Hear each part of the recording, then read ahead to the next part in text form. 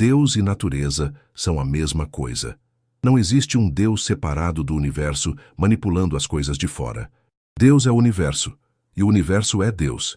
Isso pode parecer até bonito e panteísta hoje, mas na época era absolutamente explosivo. Porque se Deus é natureza, então Deus não tem personalidade, não tem vontade, não faz escolhas, não se importa com seres humanos especificamente. E se Deus não se importa conosco especificamente, então não existe povo escolhido, não existe revelação especial, não existe salvação individual. Tudo isso seria invenção humana. E se é invenção humana, então precisa ser analisado criticamente como qualquer outra instituição política. Spinoza percebeu algo que parece óbvio retrospectivamente, mas era revolucionário na época. Religião organizada é fundamentalmente política. Ela sempre foi sobre controle social, manutenção de ordem, legitimação de hierarquias. Os aspectos espirituais genuínos existem, claro, mas foram cooptados e transformados em ferramentas de poder. E ele decidiu expor isso metodicamente, usando a mesma lógica rigorosa que matemáticos usavam para provar teoremas. Mas antes de mergulhar nos textos dele especificamente, você precisa entender o mundo em que ele vivia, porque não era como hoje, onde você pode publicar qualquer ideia na internet sem muito risco. Era um mundo onde pessoas eram literalmente queimadas vivas por discordar da doutrina religiosa oficial. A Inquisição ainda estava ativa. Havia espias em universidades procurando heresia. Publicar algo questionando religião não era um exercício acadêmico abstrato. Era colocar sua vida em risco real e imediato. E Spinoza sabia disso perfeitamente. Ele tinha visto o que aconteceu com outros pensadores que foram ousados demais. Giordano Bruno tinha sido queimado na fogueira por propor que o universo era infinito e tinha múltiplos mundos. Galileu tinha sido forçado a se retratar publicamente sob ameaça de tortura. Descartes tinha escrito obras inteiras e depois decidido não publicá-las porque eram perigosas demais. Então Spinoza sabia exatamente o que estava arriscando quando pegava a pena para escrever. Spinoza começou seu projeto mais ambicioso: analisar a Bíblia como se fosse qualquer outro livro antigo, não como palavra sagrada, não como revelação divina, mas como um conjunto de textos escritos por humanos em contextos históricos específicos. E aplicou a mesma metodologia que historiadores usam para estudar qualquer documento antigo: análise de linguagem, contexto político, contradições internas, anacronismos, mudanças de estilo narrativo. O primeiro alvo foi o Pentateuco, os 5 primeiros livros atribuídos a Moisés. A tradição dizia que Moisés tinha escrito tudo, incluindo as leis que Deus lhe entregou no Monte Sinai. Mas quando Spinoza realmente prestou atenção no texto, coisas estranhas começaram a aparecer. Por exemplo, em Deuteronômio há uma descrição detalhada da morte e sepultamento de Moisés. Como exatamente Moisés escreveu sobre sua própria morte, com detalhes sobre o que aconteceu depois. A menos que ele fosse psicógrafo do próprio cadáver, algo estava errado. Mas não era só isso. O texto frequentemente diz coisas como até o dia de hoje ao descrever certos lugares ou costumes. Ora, se Moisés está escrevendo durante o Êxodo, por que ele usaria uma frase que só faz sentido séculos depois quando alguém está olhando para trás? É como se eu escrevesse em 2025 dizendo: isso aconteceu há muito tempo, e o costume continua até o dia de hoje. Claramente estou escrevendo muito tempo depois dos eventos que descrevo. Tem também o problema dos nomes. O texto usa o nome Canaã para descrever a terra prometida. Mas esse nome só se tornou comum muito depois da suposta época de Moisés. Durante o período do Êxodo, a região tinha outros nomes. É como escrever sobre a Segunda Guerra Mundial e se referir a Vietnã ao falar de eventos que aconteceram na Indochina Francesa. Qualquer historiador imediatamente perceberia que o texto foi escrito depois. E então há as repetições e contradições. A história da criação é contada 2 vezes, de formas completamente diferentes.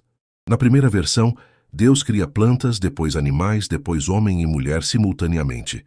Na segunda versão, Deus cria o homem primeiro, depois as plantas, depois os animais, e finalmente cria a mulher da costela do homem. São duas narrativas incompatíveis apresentadas uma depois da outra. Se realmente foi escrito por uma única pessoa inspirada por Deus, por que essas inconsistências existem?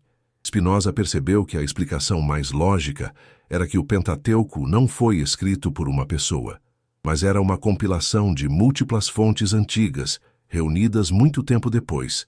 Diferentes tribos tinham diferentes tradições orais, diferentes nomes para Deus, diferentes versões das mesmas histórias.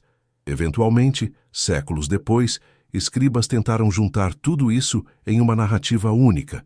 Às vezes eles misturaram as versões, às vezes simplesmente colocaram ambas, e às vezes editaram para favorecer uma interpretação política específica. Isso não era especulação maluca. Era análise textual básica, aplicada pela primeira vez a um texto considerado sagrado demais para ser analisado. E as conclusões eram inevitáveis. O Pentateuco foi escrito por múltiplos autores humanos em diferentes épocas, com diferentes agendas. Não era a palavra literal de Deus ditada a Moisés. Era literatura religiosa e histórica antiga, valiosa como documento cultural, mas definitivamente produto humano. Mas Spinoza foi além. Ele perguntou: se não foi revelação divina, por que foi escrito? Qual era o propósito? E a resposta que ele encontrou foi política. As leis e narrativas no Pentateuco serviam para unificar tribos dispersas em uma nação, para legitimar uma classe sacerdotal específica, para justificar conquistas territoriais, para estabelecer códigos legais que mantivessem ordem social. Era legislação disfarçada de revelação. Pensa nas famosas leis de pureza em Levítico. Não coma porco, não misture tecidos, não toque em cadáveres, regras complexas sobre menstruação e doenças de pele. À primeira vista parecem arbitrárias, mandamentos divinos inexplicáveis que você simplesmente obedece porque Deus disse. Mas quando você analisa historicamente, percebe que eram regras de saúde pública muito práticas para uma tribo nômade no deserto. Porco transmite doenças se mal cozido, cadáveres espalham infecções, certas doenças de pele são contagiosas. Então líderes inteligentes criaram essas regras para proteger a comunidade. Mas como fazer pessoas ignorantes e supersticiosas obedecerem regras de higiene que elas não entendem? Simples. Você diz que Deus ordenou. Agora não é mais não coma porco porque pode ficar doente. É não coma porco porque Deus abomina e você queimará no inferno. Muito mais eficaz. E depois de algumas gerações, ninguém mais lembra que eram medidas de saúde pública. Viraram mandamentos divinos eternos e inquestionáveis. O mesmo padrão se repete por todo o texto. As leis sobre propriedade, sobre casamento, sobre escravidão, sobre punições para crimes, todas beneficiam estruturas de poder específicas, fortalecem o controle dos sacerdotes, consolidam a autoridade dos anciãos, mantêm hierarquias sociais. E todas são apresentadas como vontade direta de Deus, tornando-as imunes a questionamento ou reforma. Spinoza estava desvendando a mecânica do controle religioso, e quanto mais ele escrevia, mais perigoso ficava. Porque se as pessoas entendessem isso, se percebessem que as leis divinas eram na verdade construções humanas para propósitos políticos, todo o sistema de autoridade religiosa desmoronaria. Rabinos, padres, pastores, todos perderiam o poder que vinha de supostamente serem intermediários entre Deus e o povo. Mas antes de continuar destruindo fundamentos, deixa eu te perguntar uma coisa. Você está acompanhando até aqui? Porque o que Spinoza descobriu sobre a Bíblia não foi revelado em nenhum púlpito, não é ensinado em nenhuma escola religiosa, foi ativamente suprimido durante séculos, e você está aqui agora, descobrindo junto comigo como funciona a engenharia do controle religioso, que moldou civilizações inteiras. Então me diz nos comentários, o que mais te chocou até agora? Foi descobrir que Moisés não escreveu o Pentateuco? Ou foi perceber que leis divinas eram, na verdade, legislação política? Escreve aí embaixo, porque quero saber o que está passando pela sua cabeça neste momento. E se você está achando isso fascinante, se está percebendo que estamos indo fundo em território que pouquíssimas pessoas exploram, Então você precisa se inscrever neste canal agora. Porque o que vem pela frente fica ainda mais intenso. Vamos dissecar os profetas, analisar os milagres, entender como o conceito de povo escolhido foi fabricado, e pouquíssimas pessoas têm coragem de ir até o fim dessa jornada. Mas se você chegou até aqui, você é diferente. Então aperta esse botão de inscrição e vamos juntos até onde Spinoza realmente foi. Porque garanto que o que vem a seguir vai mudar completamente como você vê religião, poder e manipulação histórica.